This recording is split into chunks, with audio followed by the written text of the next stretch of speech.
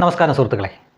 RSS സൈദ്ധാന്തികൻ എന്നൊക്കെ ഈ media വണ്ണും മറ്റുമൊക്കെ വിശേഷിപ്പിച്ച TG മോഹൻദാസ് ഇപ്പോൾ ഏത് ജയിലിലാണ് കിടക്കുന്നത് എന്നറിയാൻ എനിക്ക് വലിയ ജിജ്ഞാസയുണ്ട്. നിങ്ങൾക്കുണ്ടോ എന്നറിയില്ല.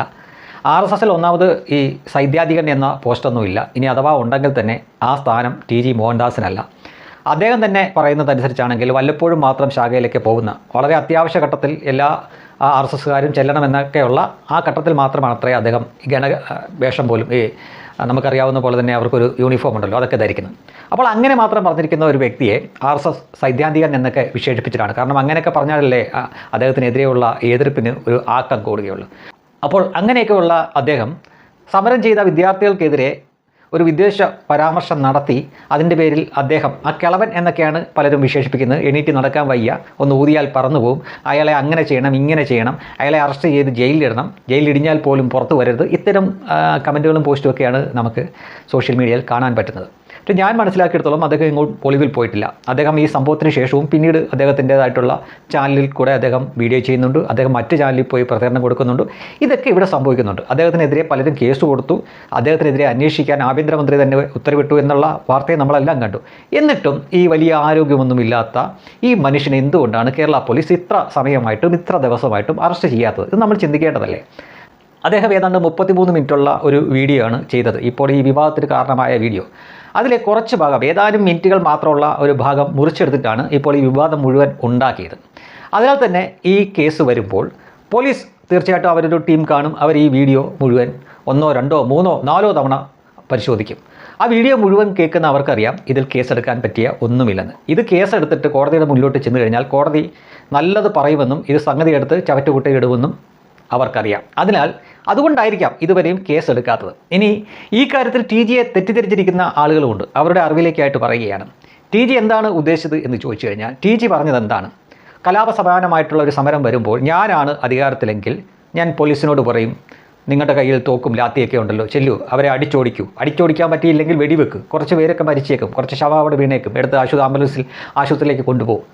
പക്ഷേ ഒരു ലീഡർ അഥവാ ഒരു നേതാവ് ആ രീതിയിലായിരിക്കില്ല അതിനെ കാണുന്നത്. അതാണ് ഞാനും നേതാവും തമ്മിലുള്ള വ്യത്യാസം എന്നാണ് പറഞ്ഞത്. ശരിയാണ്, നമ്മൾ വോട്ട് ചെയ്ത് പലരെയും ജയിപ്പിച്ച് ഓരോ സ്ഥാനത്ത് ഇരുത്തിയിട്ടുണ്ട്. പലപ്പോഴും നമ്മൾ ആഗ്രഹിക്കുന്ന രീതിയിലായിരിക്കില്ല അവർ പ്രതികരിക്കുന്നത്. അപ്പോൾ സ്വാഭാവികമായിട്ടും നമ്മൾ നമ്മുടേതായിട്ടുള്ള രീതിയിൽ പ്രതികരിക്കും. ഞാനാണെങ്കിൽ അങ്ങനെ ചെയ്യും ഇങ്ങനെ ചെയ്യും എന്നൊക്കെ പറയും. പക്ഷേ ഒരു സ്ഥാനത്തിരിക്കുന്നവർക്ക് ഒരിക്കലും അങ്ങനെ ചെയ്യാൻ പറ്റില്ല. ഇത് വളരെ ലളിതമായ രീതിയിൽ ഉദാഹരിക്കുക മാത്രമാണ് TG മോഹൻദാസ് ചെയ്തത്. അല്ലാതെ TG പറയുന്നു, പ്രധാനമന്ത്രിയോട് പറയുന്നു അവരെ വെടിവെക്കൂ അല്ലെങ്കിൽ അവരെ കൊല്ലൂ, എന്നിട്ട് കലാപം അടിച്ചമർത്തൂ, ആ രീതിയിൽ ആഹ്വാനം ചെയ്യുകയല്ല ചെയ്തത്.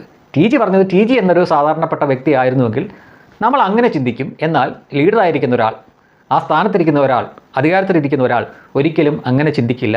അതുകൊണ്ടാണ് നരേന്ദ്രമോദി ഒടുവിൽ ഈ കലാപകാരികളുടെ അല്ലെങ്കിൽ ഈ പ്രക്ഷോഭകരുടെ ആവശ്യങ്ങൾക്ക് കീഴടങ്ങി എന്നതിനെയാണ് അദ്ദേഹം പറഞ്ഞു വെച്ചത്. അത് ഏതാണ്ട് 33 മിനിറ്റോളം ഉണ്ട്. അദ്ദേഹം തന്നെ പറയുന്ന പോലെ 33 മിനിറ്റൊന്നും ആരും കുത്തിയിരുന്ന് കാണത്തില്ല.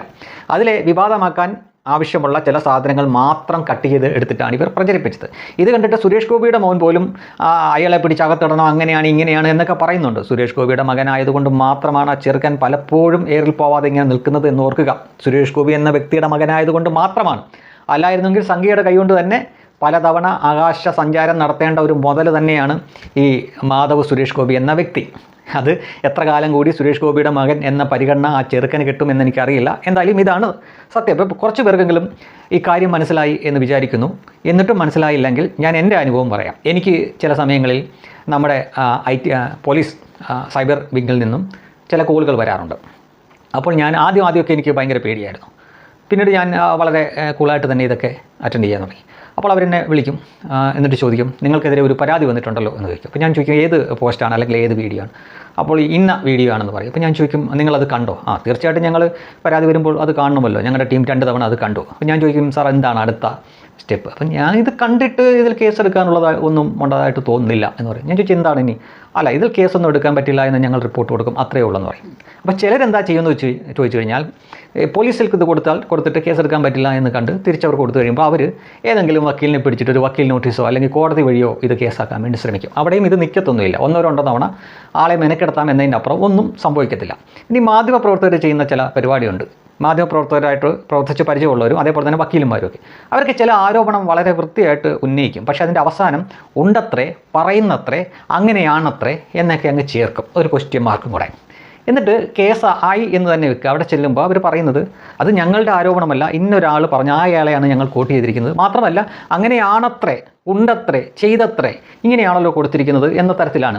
ഇതിലൊക്കെ സുഖമായിട്ട് അവർ ഊരിപ്പോരുകയും ചെയ്യും. ഇതൊന്നും കേസ് എടുക്കാനും പറ്റില്ല. അപ്പം ടി ജിയെ സംബന്ധിച്ചിടത്തോളം അദ്ദേഹം LLB എടുത്താണ്. ഈ തിരുവനന്തപുരത്തെ LLB കടയിൽ നിന്ന് LLB എടുത്തതല്ല, അദ്ദേഹം എറണാകുളത്തെ LLB എടുത്താണെന്നാണ് ഞാൻ മനസ്സിലാക്കുന്നത്.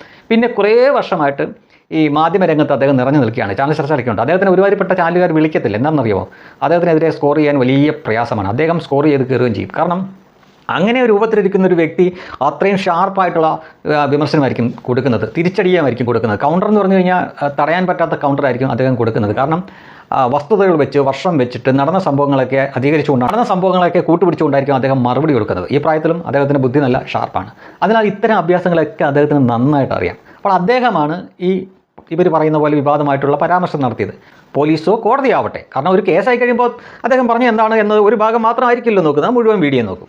അപ്പോൾ അവർക്ക് മനസ്സിലാവും ഒരു സാധാരണക്കാരൻ ഒരു കലാപ സമാനമായിട്ടുള്ള അന്തരീക്ഷത്തെ കൈകാര്യം ചെയ്യുന്നതും ഒരു ഭരണത്തിലിരിക്കുന്ന ഒരു വ്യക്തി, കുറച്ച് വിവേകമുള്ള വ്യക്തിയാണെങ്കിൽ, ഒരു ലീഡർ, ആ സമരത്തെ കൈകാര്യം ചെയ്യുന്നതും തമ്മിലുള്ള വ്യത്യാസമാണ് അദ്ദേഹം അവിടെ പറഞ്ഞത്.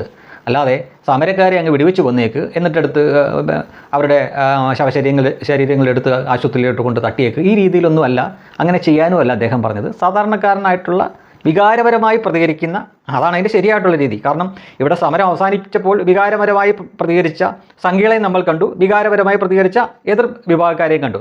ഇത് കുറച്ച് ദിവസം കഴിയുമ്പം എല്ലാവരും യാഥാർത്ഥ്യത്തിലേക്ക് വരും. അപ്പോഴേക്കും തങ്ങൾ കരുതിയിരുന്നതല്ല യാഥാർത്ഥ്യം എന്നുള്ള ബോധം അവർക്ക് വരികയും ചിലർക്ക് ഇച്ഛാഭംഗം ഉണ്ടാവുകയും ചെയ്യും. ഇതൊക്കെ തന്നെയാണ് ഈ കേസിന് സംഭവിച്ചിരിക്കുന്നത്. ആദ്യ സമയത്ത് TG മോഹൻദാസ് എന്ന് പറഞ്ഞ ഒരു കിളവൻ ഇങ്ങനെയൊക്കെ പറഞ്ഞല്ലേ, അയാളെ പിടിച്ചങ്ങ് അറസ്റ്റ് ചെയ്ത് എന്നൊക്കെ പറഞ്ഞു. എന്തുകൊണ്ട് കേരള പോലീസ് ഇത്ര നേരമായിട്ടും അയാളെ അറസ്റ്റ് ചെയ്യുന്നില്ല? കുറച്ച് ദിവസം കഴിയുമ്പോൾ നമ്മൾ കേൾക്കാൻ പോകുന്ന ന്യൂസ് എന്നാണെന്നറിയോ? TGയെ അറസ്റ്റ് ചെയ്യാനുള്ള വകുപ്പില്ല എന്ന് പറഞ്ഞുകൊണ്ട് ഈ വാർത്തയായിരിക്കും നമ്മൾ വരുന്നത്. അപ്പോഴും കേരള പോലീസിനെയും ഇവിടുത്തെ നിയമത്തെയും നമ്മൾ കുറ്റപ്പെടുത്തും. എന്നാൽ TG എന്താണ് പറഞ്ഞത് എന്ന് മുഴുവൻ കേൾക്കാൻ ആരും മെനക്കെടത്തില്ല. കുറച്ച് ദിവസത്തേക്ക് ആ മനുഷ്യനെ പ്രതിക്കൂട്ടി നിർത്താം എന്നതിനപ്പുറം, പ്രത്യേകിച്ചും RSS സൈദ്ധാന്തികൻ എന്നൊക്കെ പറഞ്ഞിട്ടാണല്ലോ വെച്ച് കൊടുത്തിരിക്കുന്നത്, അതിനപ്പുറം നിങ്ങൾ ഒന്നും നേടാൻ പോകുന്നില്ല. വിമർശനവും അധിക്ഷേപവും തമ്മിൽ നേർത്ത വരെയൊന്നുമല്ല അതിനിടയിലുള്ളത്. വളരെ പ്രകടമായ വ്യത്യാസമുണ്ട്. വിമർശനമാണെന്ന് മനസ്സിലാക്കാൻ ഒരുമാതിരിപ്പെട്ടവർക്കൊക്കെ പറ്റും. പക്ഷേ അധിക്ഷേപം അങ്ങനെയല്ല. ഒരാളെ അധിക്ഷേപിച്ചാൽ അയാൾക്കുള്ള പിന്തുണ കുറയുകയല്ല ചെയ്യുന്നത്, അയാൾക്കുള്ള പിന്തുണ കൂടുകയാണ് ചെയ്യുന്നത്. അത് മനസ്സിലാക്കാൻ ബോധമില്ലാത്തവരാണ് നിർഭാഗ്യവശാൽ ഇവിടെയുള്ള BJP വിരുദ്ധർ എന്ന് പറയുന്ന ആളുകളിലെ 99% ആളുകളും. അതിനാൽ നമോ രാമകേഷേ, നിങ്ങൾ ഇങ്ങനെ തന്നെ തുടരുക. നമോ വാകം.